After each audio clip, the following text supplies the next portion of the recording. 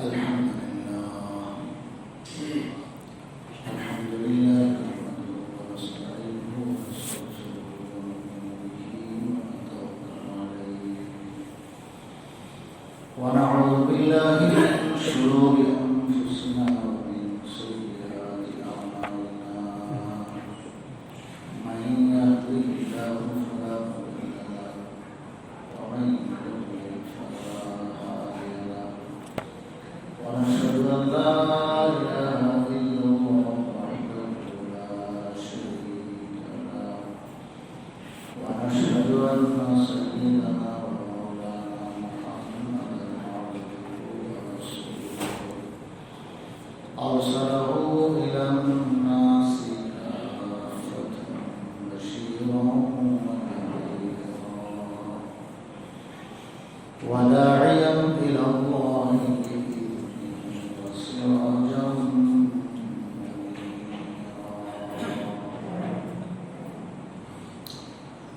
أما بعد فأعوذ بالله من الشيطان الرجيم بسم الله الرحمن الرحيم يا أيها الذين آمنوا اذكروا الله ذكرا كثيرا وسبحوه بكرة وأصيلا وعن أسماء بنت يزيد رضي الله تعالى عنها قالت كان رسول الله صلى الله عليه وسلم في بيتي فذكر الدجال فقال إن بين يديه 3 سنين سنة تمسك السماء فيها ثلث قطرها والأرض ثلث نباتها والثانية تمسك السماء ثلثي قطرها والأرض ثلثي نباتها والثالثة تمسك السماء قطرها كله والأرض نباتها كله فلا يبقى ذات صيف ولا ذات قرص من الوهائم إلا هلك وإن من أشد فتنته أنه يأتي أعرابي فيقول أرأيت إن أحييت لك إبلك ألست تعلم فقال بلى فيمثل له الشيطان نحو إبله كأحسن ما يكون طلوعا وأعظم أسمة قال ويأتي أخوه ومات أبوه فيقول أرأيت إن أحييت لك أباك وأباك ألست تعلم أني ربك فيقول بلى فيمثل له الشياطين نحو أبيه ونحو أبيه قال ثم خرج رسول الله صلى الله عليه وسلم لحاجته ثم رجع القوم في اهتمام وهم مما حدثهم قالت فأخذ بلحمتي الباب فقال ما هي الأسماء قلت يا رسول الله لقد سمعت أفئدتنا بذكر الدجال قال إن يخرج وأنا حي فأنا حجيته وإلا فإن ربي خليفتي على كل مؤمن فقلت يا رسول الله والله إنا لنعلم ديننا فما نحبسه حتى نجوع فكيف بالمؤمنين يومئذ قال يجزئهم ما يجزئ أهل السماء من التسبيح والتقديس رواه أحمد سبحانك لا علم لنا إلا ما علمتنا إنك أنت السميع العليم الله পাকের লাখ কোটি শুকরিয়া যে আল্লাহ রাব্বুল আলামিন আমাদের জুমার নামাজ আদায়ের জন্য আল্লাহর ঘরে আগে মুসলিম তৌফিক দান করেছেন এবং সাথে আল্লাহ তাআলা রাসূলের কথা বলা শোনার সুযোগ করে দিয়েছেন এই জন্য আমরা দিল থেকে শুকরিয়া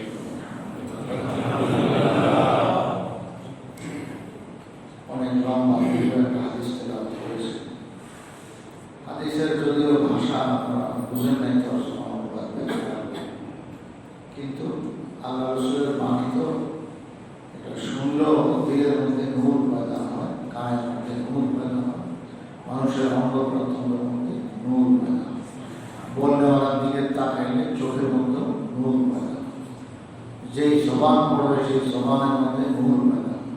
আল্লাহ পাকের কালাম, আল্লাহ রাসূলের কালাম আনওয়ার বারাকাত, একদম ভরা, বিশেষ জ্যোতি, বাতিনি জ্যোতি, নূর, এগুলো একদম ভরা থাকে। আল্লাহ তাআলা এই হাদিসের যা বলা হয়েছে এই কথাগুলো আমাদেরকে বোঝান এবং সেগুলো দিলে আটকাইবার তৌফিক দান।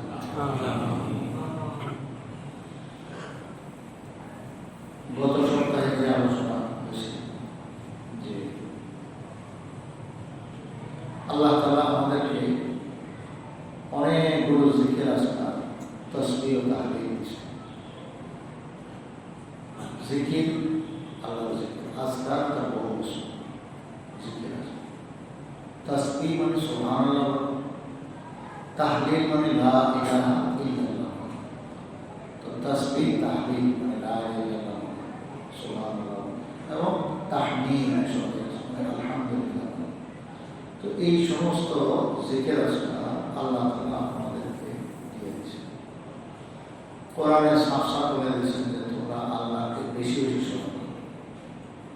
ইয়া আইয়ুহাল্লাযীনা আমানু উযকুরুল্লাহা যিকরান কাসীরা, তোমরা আল্লাহকে স্মরণ করো। কিরকম স্মরণ? মাঝে মাঝে করো, অনেক বেশি স্মরণ করো। যিকরান কাসীরা, অনেক বেশি স্মরণ করো। আর কি? ওয়াসাব্বিহুহু, তার তাসবিহ পাঠ করো। তাসবিহ পবিত্রতা বর্ণনা করে। পবিত্রতার ভাষা অনেক আছে, এর মধ্যে সাধারণত সুবহানাল্লাহ। এই সুবহানাল্লাহ মানে আমি আল্লাহ পাকের পবিত্রতা বর্ণনা করতেছি। আল্লাহ যে সমস্ত আয়াত থেকে, দোষ থেকে মুক্ত, এই কথার স্বীকারোক্তি আমি দিচ্ছি। এই হলো সুবহানাল্লাহ, আল্লাহ সব আয়াত থেকে, দোষ থেকে তিনি মুক্ত। তার মধ্যে বিন্দু মাত্র কোনো নকশ নাই, কোনো অভাব নাই, কোনো ত্রুটি নাই, কোনো আল্লাহ পাকের সমস্যা নেই। যত অভাব, যত ত্রুটি, যত সমস্যা, যত আয়াত, সব হলো আমাদের। আল্লাহ আমাদেরকে বানাইছেন পুরা ত্রুটি যুক্ত, আর আল্লাহ বলেন পুরাই ত্রুটি নেই। এর ভিতরে আল্লাহ পাকের খেলা আমাদের, তোমরা যে ত্রুটি যুক্ত, অসংখ্য ত্রুটিতে ভরা, যদি আমার তাসবিহ পাঠ করো তাহলে এই উসিলে আমি তোমাকে পবিত্র বানাই, আমার ইবাদত করো, আমার হুকুম মতো চলো, তাইলে তুমি গান্দা হওয়া অবস্থায়ও তোমার শরীরের ভিতরে কত রকমের সমস্যা, কত রকমের আয়, দোষ, ত্রুটি, নাকের যে অবস্থা এটাকে ওপেন কাউকে দেখানোর মতো, কানের যে অবস্থা এটাকে কাউকে দেখানোর মতো, মুখের ভিতরে দাঁতের ফাঁকে ফাঁকে কি অবস্থা, আর পেটের টানেল নাই। তো এমন অবস্থাতে আমাদের মাথা হইতে পা পর্যন্ত বডি সব আয়ের আর আয়ের, দোষ আর দোষ, ত্রুটি আর ত্রুটি, নকশ আর নকশে ভরা। আমাদের মধ্যে কোনো কামাল নাই, পূর্ণতা নাই, এবং আমাদের মধ্যে কোনো আল্লাহ পাকের যে পবিত্রতা সেটা আমাদের মধ্যে নাই। কিন্তু আল্লাহ পাক আমাদেরকে বিধান দিয়ে দিয়েছে, যদি রোজ করো, বাস এখন তো পুরা পাক, মেসওয়াক করো, দাঁত পরিষ্কার করো। এইভাবে জমার দিন আসলে তুমি নখ কাটো, চুল কাটো, মুখ ঠিক করো, দাড়ি ঠিক করো, তামাম সব অঙ্গ প্রত্যঙ্গ পরিপাটি করো, সাবান দিয়ে গোসল করো, এবং সুন্দর কাপড় বিন্দাই তুমি আল্লাহর ঘর, আমার ঘর, মসজিদে আসো, বাস তাহলে তুমি একদম পুত পবিত্র। একদিকে আমাদের এই অবস্থা, আবার একদিকে আমরা এটা শিখেছি। তো অনুভূতি থাকতে হবে যে হ্যাঁ আমি অত্যন্ত কমজোর, যে বড়াই করার কোনো সুযোগ নেই। ও বান্দা তুমি বড়াই করো, তোমার পানি শিখিয়ে সেটা তো একটু খেয়াল করে দেবে। এমন পানি যেটা তোমার নাকের কাছে আনা সম্ভব না, তুমি আরেকজনের নিজেরটাই তো ঘিন লাগবে, সাবান দিয়ে ধো, পরিষ্কার করো, এবং কত আস্তাগফিরুল্লাহ বলতে যায়। আর আরেকজনটা তোমার গাছ লাগাইছে। তো এই জিনিস দ্বারাই তোমাকে আমি বানাচ্ছি। তো কাজে তুমি করো কোথায়, তুমি কিসের পবিত্রতার দাবি করো, তুমি কিসের পাকসা হওয়ার দাবি করো, দাবি করার কোনো সুযোগ নেই। লা তুযাক্কু আনফুসাকুম, নিজেদের পবিত্রতা বয়ান করো না, নিজেকে পবিত্র মনে করো, তুমি দোষের ত্রুটিতে একেবারে ভরা, দোষ ত্রুটি টিপু, আর আল্লাহ বলেন একেবারে পূত পবিত্র। তিনি সবকিছু থেকে পাপ, তিনি সাফ, তিনি কোনো কিছুর মহতাজ না। তুমি সারাক্ষণ মানে সবকিছুর মহতাজ। কালকে রাতে পোশাকের আপনার মহতাজ, এই পোশাক না হলে আমার বসে যাইতে পারতাম, পোশাক না আসতে পারতাম, ঘরে বসে লুকাইতে পারতাম, তো দুনিয়াতে চলার মতো ব্যবস্থা করতাম। তো এই পোশাক কে দিচ্ছে? আমি রব্বুল আলামিন দিচ্ছি। তো তুমি তো এই পোশাকের মুখাপেক্ষী, তুমি সংসারের মুখাপেক্ষী, তুমি সন্তানের মুখাপেক্ষী, বিবির মুখাপেক্ষী, তুমি খানা বান্তাম, তুমি খানা না গেলে লড়তে চড়তে পারো না, আল্লাহ বিল্লাহ করতে পারো না, মুখ দিয়ে আসবে না, তো তোমার চোখ মেলা যাবে না, কান দিয়ে শুনবে না, সব অঙ্গবত নিস্তেজ হয়ে একেবারে শুরু করবে। তো তুমি পড়াই ওখানে করবে, তো তুমি সারাক্ষণ খালি মুহতাজ, তুমি খালি মুখাপেক্ষী। আর আল্লাহ বলেন আল্লাহু সামাদ, তিনি সব কিছু থেকে তিনি মুক্ত দিয়ে তিনি কোনো কিছুর মুখাপেক্ষী নন। তবে তসবিহ পাঠ করতে যে বললাম, তো এটা তোমার লাভের জন্য, আমার কোনো লাভ নেই। তোমরা কেউ আমার পবিত্রতা বর্ণনা করো আর না করো, আমার হামদের সাথে করো আর না করো, এতে কিছু আসে যায় না। তবে লাভটা তোমার। আল্লাহু আকবার। আল্লামা রুমি রাহমাতুল্লাহ আলাইহি কত সুন্দর বলেছেন, মান্না করদাম খালক তাসু দেখুনাম বলকে তার বন্দে গাজু দেখুনাম, মান্না করদাম খালক তাসু দেখুনাম বলকে তার বন্দে গাজু দেখুনাম। বা আমি কোনো বন্দাদেরকে আমার নিজের লাভের জন্য বানাই নাই, যদি বানায় থাকি আমার বন্দার লাভের জন্যই, তার প্রতি ihsan করার জন্যই। তো তসবিহ তুমি পাঠ করো না, কোনো দরকার নেই আমার, তুমি না বললে আমার কি আসবে? আমি হলাম সমান, আমি হলাম বেনিয়াস, তোমার তসবিহ তোমার হামদ সানা এর দরকার নেই। তবে দরকার তো বন্দার তোমার নিজে। বাহ্যিক হলেও যে আমার পবিত্রতা বর্ণনা করতেছ, আর আসল হলো তোমার নিজের কাম নিজে করতেছ, তোমার আখিরাত তুমি বানাইতেছ। আল্লাহ এখন এই সমস্ত তাসবিহাতের দ্বারা আল্লাহ কি দিবেন ওই সম্পর্কে আমি একটা লম্বা হাদিস পড়েছি, হাদিসটা পড়লে বুঝবেন। মানে সারা হলো যে আমি সুবহানাল্লাহ এক জিকির দিছি, তাসবিহ দিছি, আলহামদুলিল্লাহ আরেক জিকির, লা ইলাহা ইল্লাল্লাহ আরেক জিকির, জিকিরের অভাব নাই, কোরআন তেলাওয়াত আসল জিকির, এগুলো সব দিছি। তবে প্রত্যেকটা বিনিময় তার যা সালাম এগুলো একরকম, এক একটা বিনিময় এক এক রকম। এটা পরকালে আমি দিব। তুমি তসবিহ পড়বা, জান্নাতের মধ্যে আমি জান্নাতে কি বানাই দেবো? গাছ বানাই। বন্ধা এখানে বলবে সুবহানাল্লাহ, সাথে সাথে ওখানে গাছ হয়ে সালাম মেয়েরাজে যখন হুজুর সাল্লাল্লাহু আলাইহি ওয়াসাল্লাম আমাদের নবীকে সাক্ষাৎ পাইছেন, তো ওনাকে বলে দিয়েছেন যে তোমার উম্মতের কাছে আমার পক্ষ থেকে দুইটা সংবাদ শোনো। ইব্রাহিম আলাইহিস সালাম এক নম্বর হলো, আমি ইব্রাহিমের পক্ষ থেকে হে মুহাম্মদ তোমার সকল উম্মতের কাছে আমার সালাম। এই জন্য আমরা সবাই উত্তর দেই আলা নবিয়িনা ওয়া আলাইহি আসসালাতু ওয়াসসালাম। ইব্রাহিম আলাইহিস সালাম ওনার এই হাদিস শুনলে ওনার সালামের উত্তর দেওয়া প্রত্যেক মুসলমানের জন্য ওয়াজিব হয়ে যায়। এই ওয়াজিবটা আমরা আদায় করে ফেলি।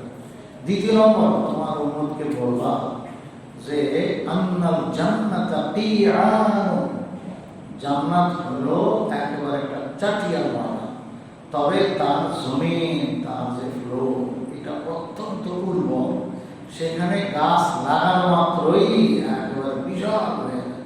যেটা দুনিয়াতে সম্ভব না, ছোট্ট একটা গাছ চারা কিছু লাগাইলে এটা বড় হইতে হইতে কত বছর যুগ যুগ পার হয়ে যায়। আর জান্নাত হলো যে লাগানের দেরি, এটা বড় হতে দেরি, মুহূর্তে সবাই বিশাল হয়ে ফল দেবে।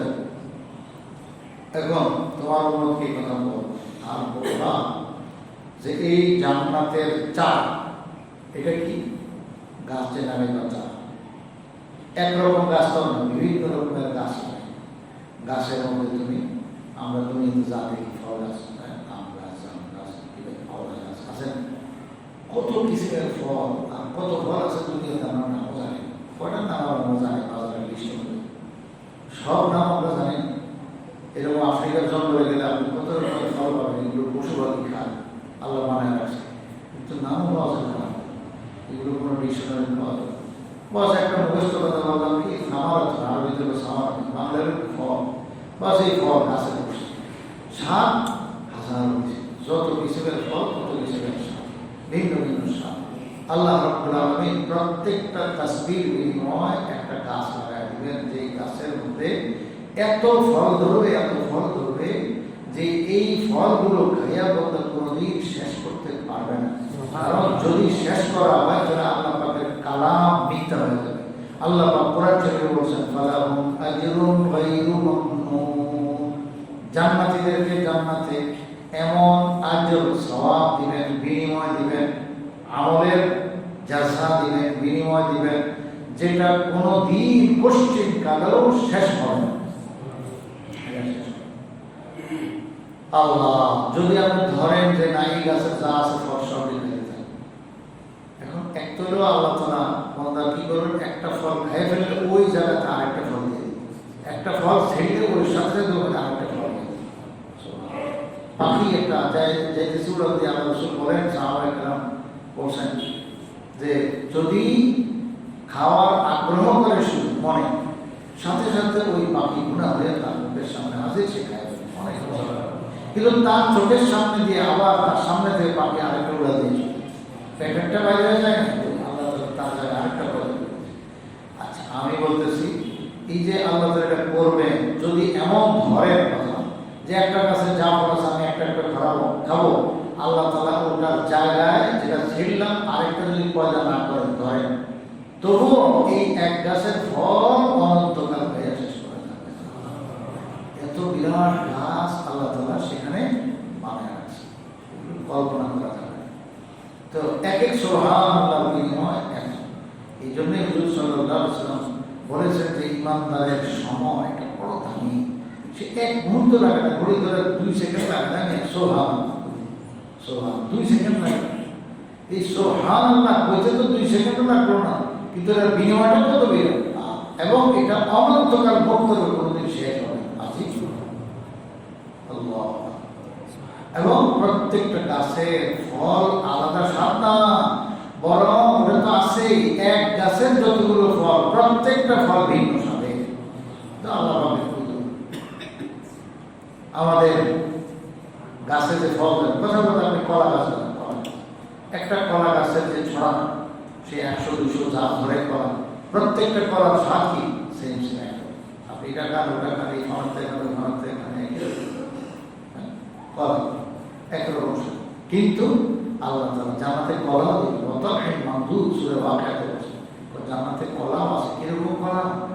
ছড়াগুলোর মধ্যে একদম এরকম সিরিয়াল মতো একটার উপরে একটা ধরে থাকবে, দুনিয়াতে যেরকম দেখো একটার উপরে একটা উঠে থাকবে, ওই রকম বড় ছড়া তার মধ্যে একটার উপরে আরেকটা কলা, একটার উপরে আরেকটা কলা সাজানো।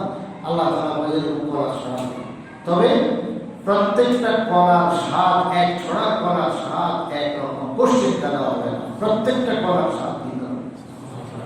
আল্লাহ তাআলা কি না মানে, তো কত রকমের স্বাদ আল্লাহ বানিয়ে দিবেন যে প্রত্যেকটা কলার স্বাদ ভিন্ন। এইভাবে প্রত্যেকটা গাছের স্বাদ ভিন্ন। তো বান্দা তুমি পড়বা তাসবিহ আর ওখানে গাছ হয়ে যাবে। হযরত ইব্রাহিম আলাইহিস সালাম বলে দিয়েছেন সেই গাছের বীজটা কি জানেন, তুমি তোমার উম্মতের বলে দিও, সেটা হলো সুবহানাল্লাহ ওয়ালহামদুলিল্লাহ ওয়ালা ইলাহা ইল্লাল্লাহ ওয়াল্লাহু আকবার। এই তাসবিহ খুব গুরুত্বপূর্ণ, সঙ্গে ওয়ালা হাওলা ওয়ালা কুওয়াতা ইল্লা বিল্লাহিল আলিয়্যিল আযীম যদি পড়ে ঠিক আছে, কিন্তু একটু পড়লেও তাসবিহ হবে।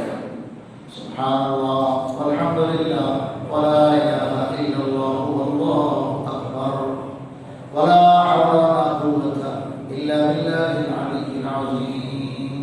সুবহানাল্লাহ ওয়ালহামদুলিল্লাহ ওয়ালা ইলাহা ইল্লাল্লাহ ওয়াল্লাহু আকবার ওয়ালা হাওলা ওয়ালা কুওয়াতা ইল্লা বিল্লাহিল আলিয়্যিল আযীম।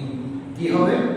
আল্লাহ রাসূল সাল্লাল্লাহু আলাইহি ওয়াসাল্লাম করে বুঝাইছেন, তো সুবহানাল্লাহর বিনিময় এই একটা বীজ, সুবহানাল্লাহ একটা বীজ, তুমি বলা মাত্রই জান্নাতে তোমার নামে যে বরাদ্দ আছে জান্নাত, ওই মাটির মধ্যে ফ্লোরের মধ্যে এটা লেগে বীজটা ওখানে বেড়ে যাবে।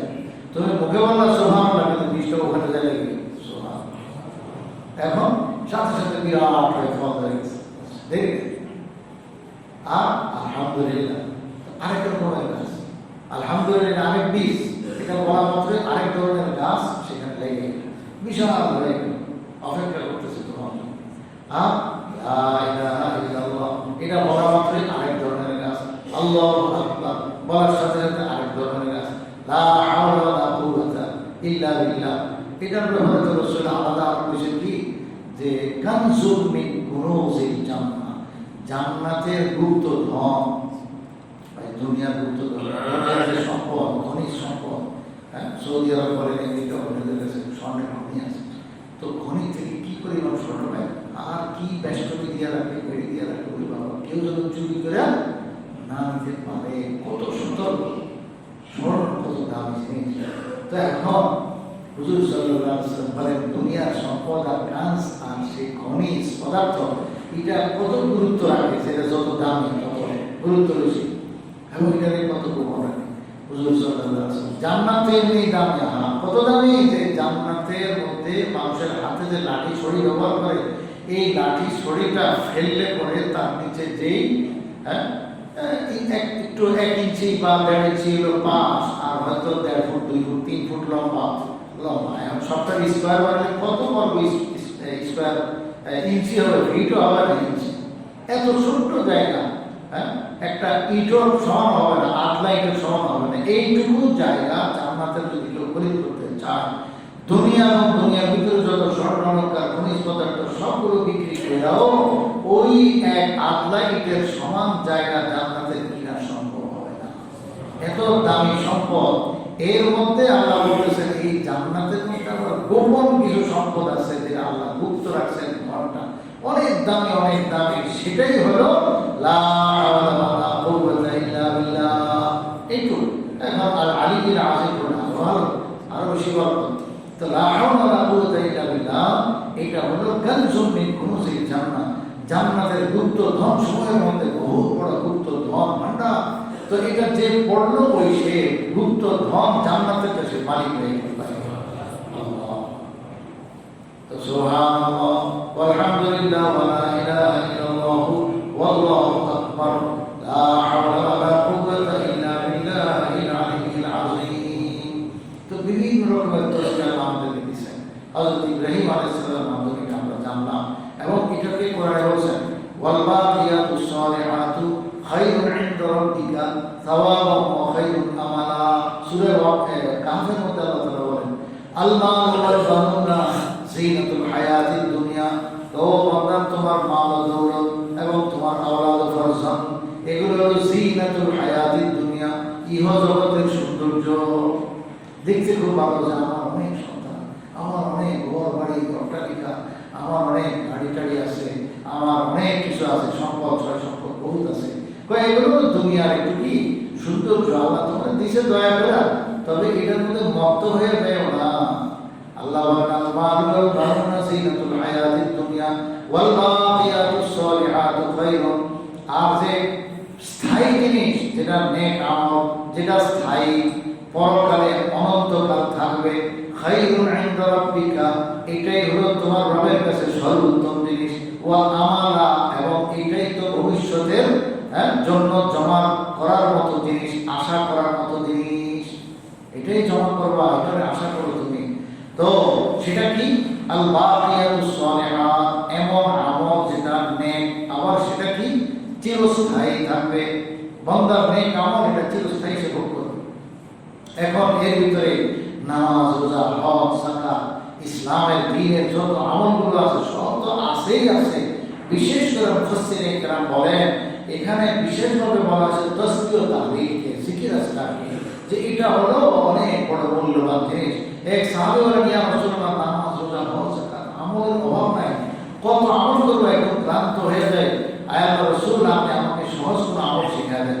বলে, তুমি ফরজ ওয়াজিব নামাজ যেগুলো আছে এগুলো ঠিকঠাক মতো আদায় করার পর তাসবিহ, তাহলিল, জিকির আজকার, সুবহানাল্লাহ, আলহামদুলিল্লাহ, লা ইলাহা ইল্লাল্লাহ এগুলো বেশি বেশি পড়ো।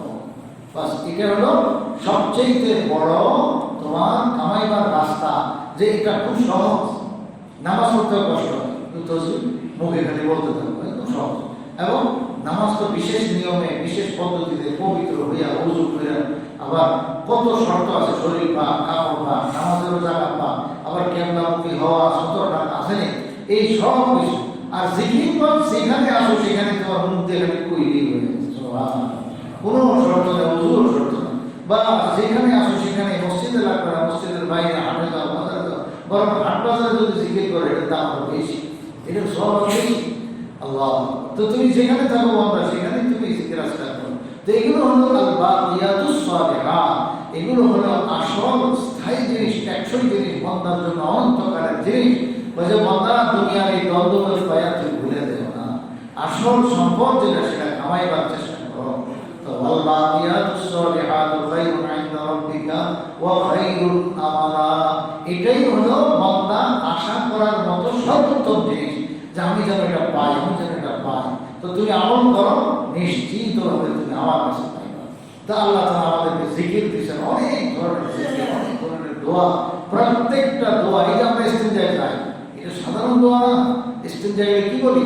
বিসমিল্লাহ। 1 নম্বর বিসমিল্লাহ। কেউ যদি না পড়েন এটা আমল করবেন, এটা হাদিসে একদম স্পষ্ট, সহিহ হাদিস। হুজুর সাল্লাল্লাহু আলাইহি ওয়াসাল্লাম ইস্তেঞ্জায় আগে বলো বিসমিল্লাহ, এরপরে বলো আল্লাহুম্মা ইন্নী আউযু বিকা মিনাল খুবুসি ওয়াল খাবাইস। দেখো বিসমিল্লাহ আর নেয়ার দোয়া, এইটা আমল কত বড় জিনিস। এটা তোমার আখিরাতে জমে গেছে, এটা তোমার একটা বহুত বড় নেক আমল। ইস্তেঞ্জা যাইতেছো, এটা বলতেছো, এটা জমে গেছে। আর ইস্তেঞ্জা সেরে বাইরেছো, গুফরানাকা, প্রথমে গুফরান, এরপরে আলহামদুলিল্লাহিল্লাযী আযহাবা আন্নী আযা ওয়া আফানি। এখানে শিখেছি, কিন্তু খাইতে দাও বা বিসমিল্লাহ, এটা ঠিক আছে, খাওয়ার শুরুতে বিসমিল্লাহ। তবে শেষে কি বলবো? আলহামদুলিল্লাহিল্লাযী আত'আমানা ওয়া সাকানা ওয়া জাআলানা মুসলিমিন। যদিও মিনাল মুসলিমিন আপনারা শিখছেন, মিনাল মুসলিম না বলে ভালো, ওটা হাদিসে পাওয়া যায়। আবার মনে করেন নতুন কথা, নতুন কথা না আপনি শুনছেন বলছেন, আমরা যদি লেখাপড়াই করি আমাদের কাছে, এখন আপনি কার কাছে শিখছেন হয়তো ভুল হয়ে গেছে। তো মিনাল মুসলিমের এই মিন শব্দ বাদ দিন, কি বলবেন? মুসলিম। আলহামদুলিল্লাহিল্লাযী আত'আমানা ওয়া সাকানা ওয়া জাআলানা মুসলিমিন। সব প্রশংসা আল্লাহ তাআলার জন্য, যিনি খেলাইছেন, পিলাইছেন এবং আমাদের মুসলমান বানাইছেন। সুবহানাল্লাহ, কি সুন্দর কথা যে আমরা মুসলিম, আমরা খাইছি আল্লাহ পাকের নিয়ামত এবং শুকরিয়া আদায় করতেছি। আর আল্লাহ তাআলা এটা চান, এবং এই হামদ সানা করলে আল্লাহ কাছে তোমার নিয়ামতের হিসাব হলো। তো জিকিরে জিকির হলো, আবার এতে লাভ হলো যে আল্লাহ তাআলা আমাকে জিজ্ঞেস করবেন না, ধরবেন না যে কি করছো। ওই যে আল্লাহর হামদ সানা করছে, এটাই ন্যূনতম আমল হয়ে গেছে। এরপরে তো মানুষ যে এই শুকরিয়া আদায় করার তৌফিক হয়, তো সে কি আমল করবে না? সে কি নামাজ পড়বে না? সে কি অন্যটা করবে না? নামাজ রোজা বাদ দিয়ে খালি আলহামদুলিল্লাহ আলহামদুলিল্লাহ বলিকে কাজ হবে? ওটা কাজ হবে না। আল্লাহ আপনি আমাদেরকে বুঝার তৌফিক দান। তাইলে এই যে জিকির আছে, খাওয়ার সময় একটা, ইস্তেঞ্জার সময় আরেকটা, এমনি তো শব্দ পার্থক্য, অর্থের পার্থক্য, কিন্তু মূল জিনিস একটাই, যে আল্লাহকে স্মরণ করা। তো আল্লাহকে বেশি বেশি স্মরণ করো, তাহলে কদম কদম তুমি স্মরণ করো। মসজিদ আজকে জুমার দিন আমরা যে মসজিদে ঢুকতেছি, তো আমরা কি দোয়া করবো? কত শব্দ বলছিলাম যে আল্লাহুম্মা জাআলনি আওজাহা মান তাওয়াজ্জাহা ইলাইকা ওয়া আকরাবা মান তাকাররাবা ইলাইকা ওয়া আফযালা মান সাআলাকা ওয়া রাগিবা ইলাইকা। এই তিনটা বলি যে আল্লাহুম্মা জাআলনি, 1 নম্বর যে আল্লাহ তুমি আমাকে বানায় দাও। কি বানায় দাও? আওজাহা মান তাওয়াজ্জাহা ইলাইকা, আল্লাহ তোমার দিকে যত মানুষ ধাবিত হয়েছে, মোতাবাজ্জিহ হয়েছে, তোমার দিকে রুজু করেছে, তাদের মধ্য থেকে আমার 1 নম্বর বানায়, ফার্স্ট বানায় যে আমি যেন তোমার দিকে রুজু করি, তোমার দিকে ধাবিত থাকি। এই হলো 1 নম্বর। 2 নম্বর ওয়া আকরাবা মান তাকাররাবা ইলাই, আল্লাহ তোমার যত নৈকট্য লাভকারী আছে তাদের মধ্যে সবচেয়ে বেশি নৈকট্য লাভ ওয়ালা আমাকে বানায় দাও, যে আমি তোমার যেন সবচেয়ে প্রিয় হয়ে যাই। 3 নম্বর ওয়া আফযালা মান সাআলাকা ওয়া রাগিবা ইলাইকা, এবং আল্লাহ তোমার কাছে যত মানুষ আগ্রহ করে, সুয়াল করে, দরখাস্ত করে, দোয়া করে, এই সমস্ত মানুষের মধ্য থেকে আমাকে 1 নম্বর বানায় দাও, উত্তম বানায় দাও। এই দোয়া আল্লাহ রাসূল সাল্লাল্লাহু আলাইহি ওয়াসাল্লাম প্রত্যেক জুমা, এটা সপ্তাহে একদিন মাত্র জুমা, এরকম মসজিদে আসা, মসজিদে পা দিয়ে এই দোয়া পড়া, এরপরে মসজিদের 2 সাইডে কপাট হাত দিয়ে এই দোয়াটা বলতে হবে। এগুলো যে কি বারাকাত আছে আল্লাহ পাক বলেন। এবং এটার অ্যাকশন কত কম, 100। আপনি এই জুমায় করবেন, তার আগামী জুমা পর্যন্ত এটা বসবেন, এবং আবার আগামী জুমা সারা আমল করতে হবে। গত সপ্তাহে বলছেন কিছু আমল আল্লাহ এমন দিচ্ছেন, জিকির এমন দিচ্ছেন যেটার অ্যাকশন এই অল্প ওয়ান টাইম। আপনি 5 ওয়াক্ত নামাজের পরে যেগুলো পড়েন, এটা ফজর পরে পড়ছেন তো এখন আর জোরের সময় কাজ লাগে, ওটা শেষ ওটা তো হয়ে গেছে। জোরের সময় যদি পড়েন তো ওই ফজিলত পাবেন, মানে না। আবার জোরের সময় পড়ছেন, এটাই আসর পর্যন্ত চলবে।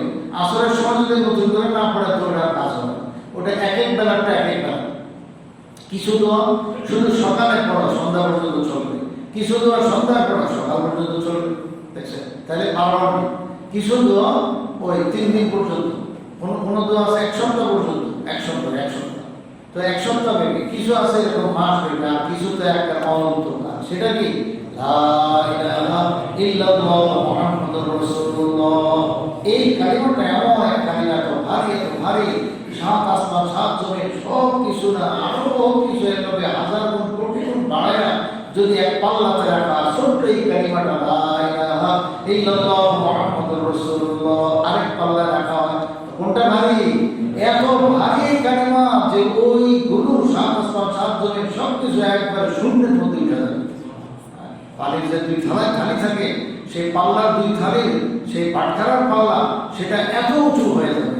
আর এদিকে লা ইলাহা ইল্লাল্লাহ পাল্লা এত ভারী যে পাল্লা ছেড়ে দেওয়ার উপক্রম, এটা বহন করতে পারে না, এত ভারী এই কালিমা। তো এই কালিমার অ্যাকশন জীবনে যখন ইখলাসের সাথে একবার করছে, সে মুসলমান হয়ে গেছে, অনন্তকাল যে জান্নাত, সেই জান্নাতের মালিক হয়ে গেছে। এই সোজা কথা না যে লা ইলাহা ইল্লাল্লাহ কালিমার বিনিময় আল্লাহ তাআলা একেবারে অনন্তকালের জান্নাত, এত নাজ নেয়ামত, এই সবটার মালিক বানাইছে। এটা ওটার মালিক তো। এখন উর্বর জমি দিয়েছে, তুমি খেত লাগাও, ফসল লাগাও, গাছ লাগাও, বাড়িঘর করো, তো তুমি নামাজ পড়বা, রোজা রাখবা, হজ করবা, যাকাত দিবা, এই সবগুলো জান্নাতকে আবাদ করো। এটা হলো তুমি যে জমিন কিনছো, লা ইলাহা ইল্লাল্লাহ দিয়ে জান্নাতের জমিনটা কিনছো, সেই জমিনটাকে এবার আমল দিয়ে সাজা। তুমি যত আমল করবে তত ওটা সুন্দর হবে। তুমি জমিনের মধ্যে যত তুমি গাছ লাগাইবা, যত আইটেমের গাছ লাগাইবা, ফল গাছ লাগাইবা, ততদিন তুমি আশা করতে পারো যে আমি ফল গাছ লাগাইছি, আমার ইনশাআল্লাহ ফল খাবো কিছুদিন পর। আর এখানে তো কিছুদিন পর না, এটা তো লগে হয়ে গেছে, তো বিশাল বাকি অপেক্ষা হলো তুমি খালি মৌতের, যে মৌত হয়ে গেলে, মৃত্যু হয়ে গেলে তুমি এবার আসো, তোমার নাজ আমলের ফলাফল তুমি নিজে ভোগ করো। আল্লাহ। এবার হাদিসটা শুনাই। হযরত আসমা বিনতে ইয়াজিদ রাদিয়াল্লাহু তাআলা, একজন প্রসিদ্ধ সাহাবীয়া, মেয়ে মানুষ, হযরত আসমা রাদিয়াল্লাহু তাআলা আনহা, তিনি বলেন যে একদা হুজুর সাল্লাল্লাহু আলাইহি ওয়াসাল্লাম আমার ঘরে আসেন, আয়েশা দাজ্জাল সম্পর্কে আলোচনা করলেন। দাজ্জাল আমরা জানি যে ইবলিসের থেকে বড় খারাপ, মানুষের ঈমান লুণ্ঠন করার জন্য, নষ্ট করার জন্য, মানুষকে মুসলমানকে বেঈমান বানানোর জন্য জানে প্রাণের চেষ্টা করবে, এবং হাজার হাজার মানুষ তার মুক্ত হয়ে যাবে, ঈমান হারা হয়ে যাবে। নাউযুবিল্লাহ তাআলা দাজ্জালের ফিতনা থেকে সকল নবীগণ আল্লাহর আশ্রয় পানা চাইছেন। আর আমাদের নবী তো বারবার এগুলো বলতেন, নামাজের মধ্যে, নফল নামাজের মধ্যে খালি মাসিহে দাজ্জালের থেকে আশ্রয় আর পানা চাইছেন। তো হুজুর সাল্লাল্লাহু আলাইহি ওয়াসাল্লাম সেই দাজ্জালের খারাপই কথা বলতেছেন, এবং বলতেছেন, হে আমার উম্মত ভালো করে শুনো, দাজ্জাল আসার আগে 3টি বছর হবে বড় পরীক্ষার বিষয়, বড় কষ্টের জমা। এমন কষ্ট হবে পুরা মানুষের, এটাই তো ইমানি পরীক্ষা। মানুষ এত কষ্টে পড়বে, অভাবের মধ্যে পড়বে, এটা দিয়ে আল্লাহ পরীক্ষা করবে যে দেখি সে এরপরে ইমান হারা হয় কি। দেখেন কি অবস্থা হবে। 3টা বছর, ইন্না বাইনা ইয়াদাইহি সালাসু সিনিন, দাজ্জাল আসার আগে 3টি বছর হবে বড় মারাত্মক মানুষের ইমানের পরীক্ষা। সানাতুন তুমসিকুস সামা ফিহা সুলুসা ফাতরিহা ওয়াল আরদু সুলুসা নাবাতিহা, বা 1 বছর, প্রথম বছর হবে এমন দাজ্জাল আসার আগে দিয়ে যে আল্লাহ তাআলা আসমানের বৃষ্টি 3 ভাগের 1 ভাগ, মানে 1/3 বৃষ্টি বন্ধ করে দিবেন, সময় মতো বৃষ্টি দিবেন না, 1/3 বন্ধ। আচ্ছা, আর জমিন অবস্থা হবে এমন যে ফসল প্রতি বছর যা উৎপন্ন হইত 3 ভাগের 1 ভাগ আল্লাহ বন্ধ করে দিবেন। এবার ওয়াসানিয়াত, দ্বিতীয় বছর হবে কেমন, তুমসিকুস সামা সুলুসা ফাতরিহা, আসমান এবার বৃষ্টির দুই তৃতীয়াংশ মানে 3/2 দুই তৃতীয়াংশ আসমান বৃষ্টি বন্ধ করে দেবে। আসমানে বন্ধ করে আল্লাহ করে, বুঝেন নাই? কইছে আসমানে বন্ধ করে। তারপরে জমিনেও তার 2/3 ফসলাদি উৎপন্ন করা বন্ধ করে দেবে। তাহলে আসমান থেকে বৃষ্টি আসে না, জমি থেকে ফসল হয় না। তো হইলে একটু এবার 3য় বছর হয় এবং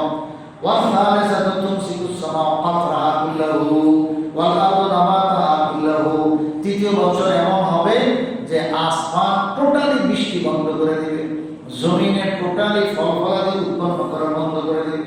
একদম কোনো ফসলাদি জমিনে হবে না, আসমান থেকে এক ফোঁটাও বৃষ্টি হবে না। এইবার আল্লাহ রাসূল বলেন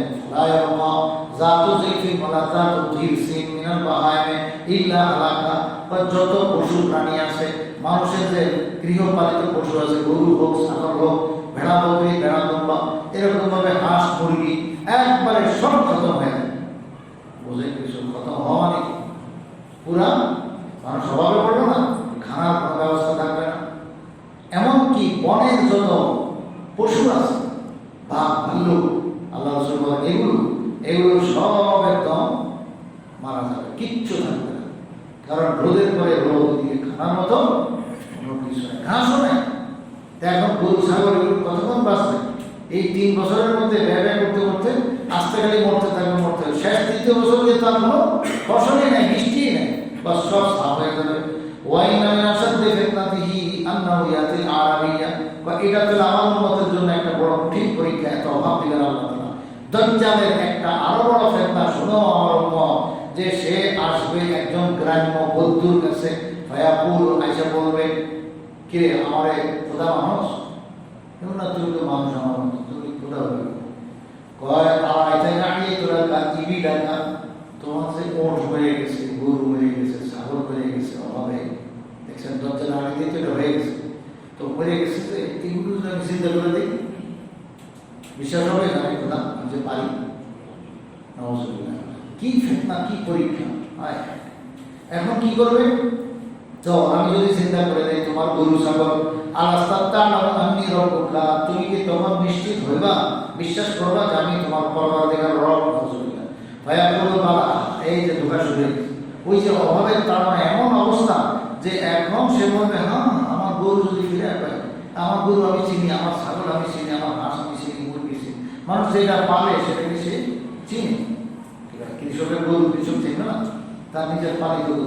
তো এখন হুজুর সাল্লাল্লাহু আলাইহি ওয়াসাল্লাম বলেন যে ওই পেটা খুশি হয়ে যাবে, কি আমার গরু ছাগল ফেরত পাবো, জিন্দা হবে? হ্যাঁ, জিন্দা যদি করে দেন ভালো, অবশ্যই দাজ্জালকে বলবে যে আমি আপনাকে খোদা মানব। নাউযুবিল্লাহ। এই তো বাস গেল শেষ হয়ে গেল। ফায়ুসিলু লাহু শাইতানা নাহওয়া ইবিহি কাআসানা মা ইয়াকুরু আন ওয়াজামিহি আসনামাতা। হুজুর সাল্লাল্লাহু আলাইহি ওয়াসাল্লাম বলেন তখন এই দাজ্জাল শয়তান, দাজ্জাল তো দাজ্জাল এক শয়তান ইবলিস, আর ইবলিস এবং ইবলিসের সেনা দাজ্জালটা মিলল না। কারণ ইবলিস তো চায় সর্বদা মানুষকে ক্ষতি করার জন্য, ঈমান হারা করার জন্য। এখন দাজ্জালও সে খুব সাহায্য করবে, দাজ্জাল খুব পক্ষপাতিত্ব করবে। তো ইবলিস এসে একদম হাজির। এখন দাজ্জাল আশ্রয় চাইবে ইবলিসের কাছে, কি তার যে গরু মারা গেছে, ছাগল মারা গেছে, তার মতো গরু হইতে পারবে? এটা অর্জন ব্যাপার, আপনি খালি অর্ডার ভাব দিলেন।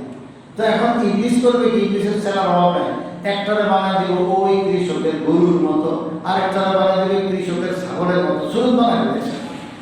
গরু না ছাগল হবে কি? ইবলিস। তো ইবলিস আর শয়তান সে এরকম হয়ে যাবে। তাও কিন্তু আল্লাহ রাসূল বলেন যে তার গাভী ছিল, এই গাভীটা এখন চিন্তা হচ্ছে, মারা গেছিল 3 বছরের অভাবে, সেই গাভীটা ওলা একদম ফাটা যায়, এত দুধ ভরা, আর ওইদিকে আজমি আসনি মাথা, তার যে উহা উঁচু যে পিঠটা এত উঁচু, একবারে চর্বিতে ভরা।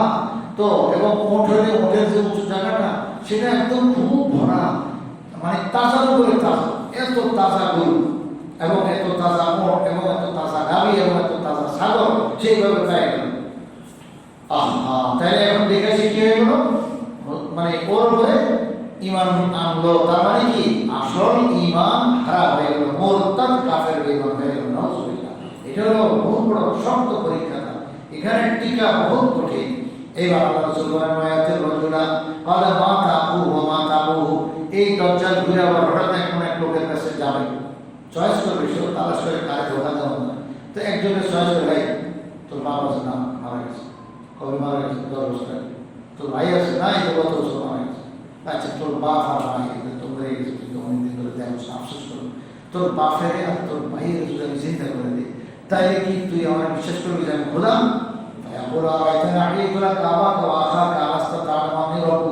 তোর ভাই আর তোর বাপের যদি চিন্তা করে দিই, তুই কি বিশ্বাস করবি যে আমি তোর খোদা?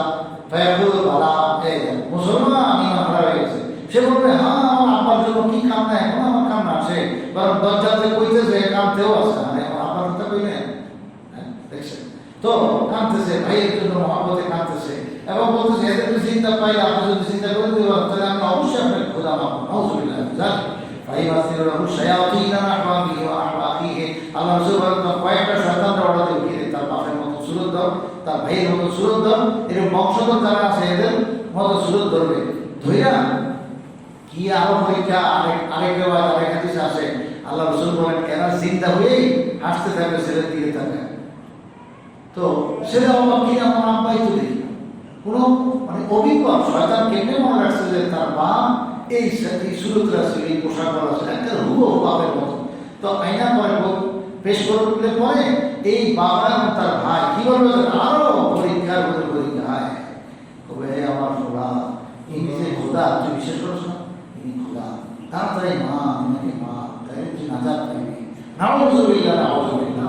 এটা এমন বড় কঠিন পরীক্ষা, মানুষ মুসলমান তার ঈমান রাখা সম্ভবই হবে না, ইল্লা মাশাআল্লাহ, আল্লাহ যদি রক্ষা করেন। আর রক্ষার সুরত একটা আল্লাহ রাসূল করে দিয়েছেন, সূরা কাহফের প্রথম 10 আয়াত তুমি খালি মুখস্থ করে পড়তে থাকো।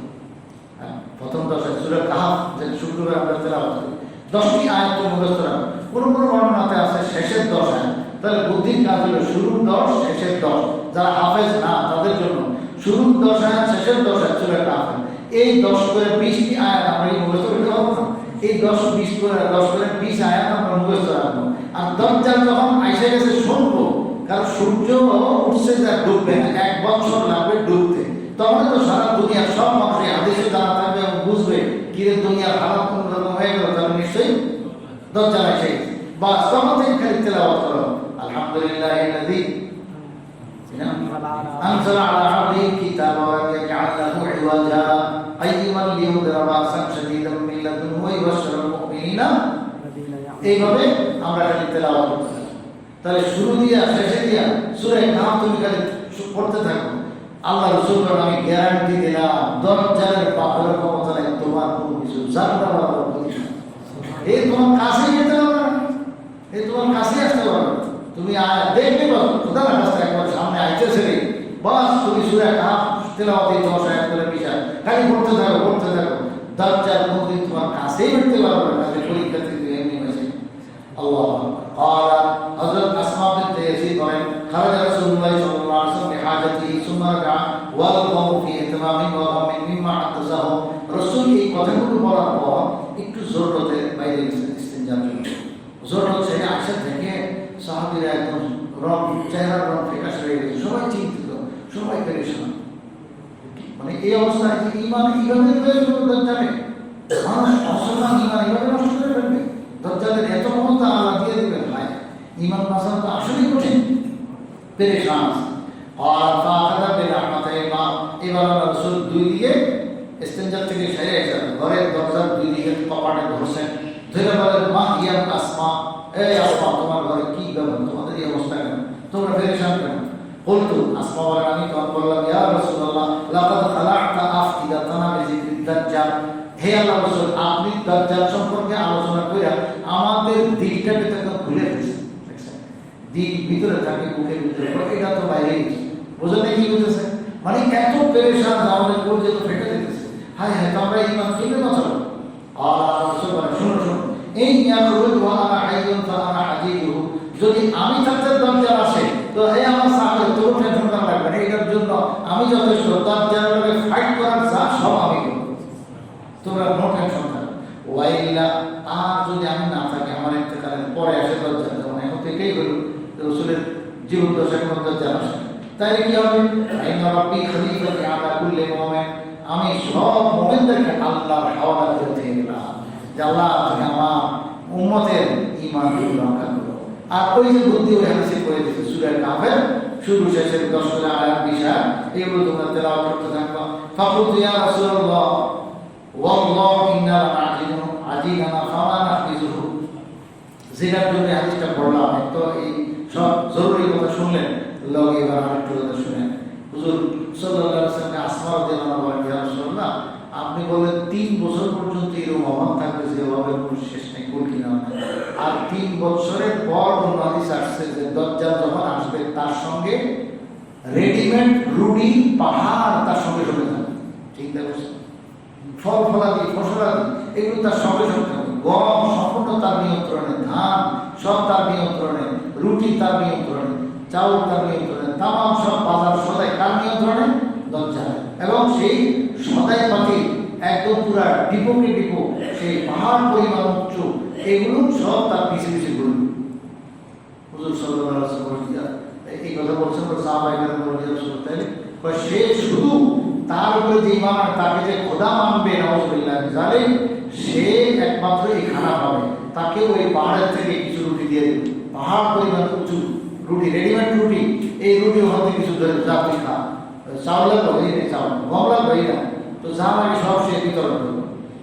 আল্লাহ রাসূল সাল্লাল্লাহু আলাইহি ওয়াসাল্লাম প্রশ্ন করে সাহাবায়ে কেরাম, ইয়া রাসূলুল্লাহ আমরা তো কাই অনেক সময় যে বানায় আটা দিয়া, এই বানানোর পরে এখনো রুটি বেরি নাই, এর মধ্যে আমাদের ক্ষুধা লেগে যায়, পেট চলে যায়, ঘরে বাচ্চারা কান্নাকাটি শুরু করে, মা খিদা লাগছে রুটি দাও, এখনো তুমি রুটি বানাইলে না, বানানো হয়ে গেল এখনো তুমি খোলা দিলা না, এখনো তুমি রুটি সেকলে না, তো কখন খাবো? টেনশন হয়ে যায় সব ঘরওয়ালা। আল্লাহ রাসূল আসমা বলেন যে ইয়া রাসূলুল্লাহ তো খুব কষ্ট হয়, ফাকাইফা বিল মুমিনিনা ইয়াওমা ইযিন। শেষ কথা বলে তাইলে ঈমানদাররা ওই 3 বছর এবং 3 বছরের পর দাজ্জাল আসার পরে জবাব থাকবে, কারণ ঈমানদারকে তো সে রুটি দিবে না, ঈমানদারকে কোনো খানা দিবে না। তো এখন ঈমানদারদের কি অবস্থা হবে? তারা বাঁচবে কি করে? যেখানে এক বেলা থাকা যায় না, সেখানে 3 বছর তো দাজ্জাল আসার আগে চলেই গেল, এমন অভাব অনটন। আর দাজ্জাল আসার পরে তো সব রুটি তার কবজায়, তার খাদ্য তার নিয়ন্ত্রণে, তাকে না মানলে তো দিবেও না। তাহলে ঈমানদারদের কি অবস্থা? আল্লাহ রাসূল সুসংবাদ দেন, হে আসমা, হে আমার উম্মত, তোমরা টেনশন করো না, কারণ ইউজিবুহু মা ইউজিবু আহলাস সামায়ে মিনাত তাসবিহ ওয়াত তাকদীস। কজে আসমান ওয়ালারা যেরকম তাসবিহ তাহলিল করে, তাদের খানার কোনো প্রয়োজন নাই। তৎকালীন ওই সময়ের মুমিন যারা, ঈমানদার যারা, তারা শুধু তাসবিহ ও তাহলিল পাঠ করলে, সুবহানাল্লাহ, আলহামদুলিল্লাহ, লা ইলাহা ইল্লাল্লাহ, এই সমস্ত জিকির করলে তাদের পেট ভরে যাবে। সুবহানাল্লাহ।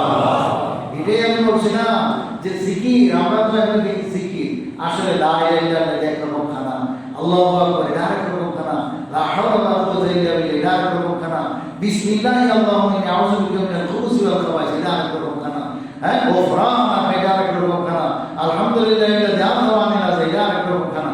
প্রত্যেকটা জিকির আমরা পাথর দিয়া যেটা কইলে, এই সবগুলো হলো কি বন্দার গেজা গেজা, এগুলো হলো রূহানি গেজা, আত্মার গেজা। আমি গত সপ্তাহে বলেছি, আমরা এই জিকির আজকারগুলো ইহতেমাম করলে আমাদের আত্মা মোটা হয়, তাজা হয়, খুব সবল থাকে, সচল থাকে। আর এই জিকির আজকার যত কম করা হবে, ততই আমরা বাহ্যিক শরীর ভালো থাকবে, কিন্তু আত্মা একবারে দুর্বল থাকবে। আত্মা এমন অবস্থা যে মরে মরে অবস্থা, তো এর গেজা নাই, এর খানা নাই।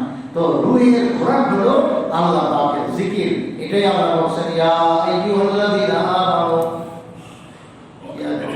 ইয়া আইয়ুহাল্লাযীনা আমানু যকুরুল্লাহা যিকরান কাসীরা। হে ঈমানদারগণ, তোমরা আল্লাহকে স্মরণ করো অনেক বেশি বেশি।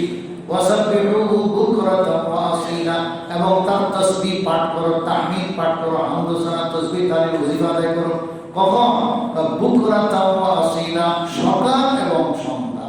এই দুইটা টাইম আল্লাহ পাক খুব পছন্দ করেন, চান যে বান্দা একটু জিকির আজকার করো। সকাল বলতে কখন? সুবহে সাদিক থেকে নিয়ে একেবারে সে আপনার জোহরের আগে যে সূর্য পশ্চিম দিকে ঢুলে যায়, পশ্চিম দিকে ঢুলার আগ পর্যন্ত, মানে প্রায় আধা দিন কম বেশি। এই আধা দিন হলো এটাকে বলে বুকরা, মনে রাখবেন কিন্তু কথা, এগুলো ইলমি কথা। তো এই টাইমের ভিতরে জিকির করা আল্লাহ পছন্দ করেন, এবং যে যত আগে করবে তত ভালো। তো আগে সে ফজরের নামাজের পরপরই করলে ভালো, আগে যদি না পারে ফজরের পর করলো, বেলা ওঠার আগে করলো, বেলা ওঠার পরে করলো, এই হলো সকালবেলার জিকির তাসবিহ তাহলিল। আর আসিলা মানে হলো সে বিকালবেলা। তো বিকাল কোন টাইম, এটাও একটা বোঝার ব্যাপার। বিকাল হলো জাওয়ালে শামসের পর, মানে হলো সূর্য পশ্চিম দিকে ঢোলার পর থেকে শুরু, অর্থাৎ জোহরের টাইম যখন হয়ে গেল তখন থেকে এই জিকিরের টাইম শুরু। কতক্ষণ? বেলা অস্ত যাওয়া পর্যন্ত। তাই বেলা অস্ত যাওয়া পর্যন্ত এই টাইম। তবে কেউ যদি বেলা অস্ত যাওয়া পর্যন্ত এই দীর্ঘ টাইমের মধ্যে বিশেষ করে আসর থেকে মাগরিব এই টাইমে তাসবিহ তাহলিল ওযিফা আদায় করতে পারলো না, তো মাগরিবের পরে আদায় করলেও সেটা গণ্য হবে। শোয়ার আগ পর্যন্ত, ঘুমানোর আগ পর্যন্ত সুযোগ আছে। আল্লাহ তাআলা আমাদের সকলকে বিশাল রহমত করুন।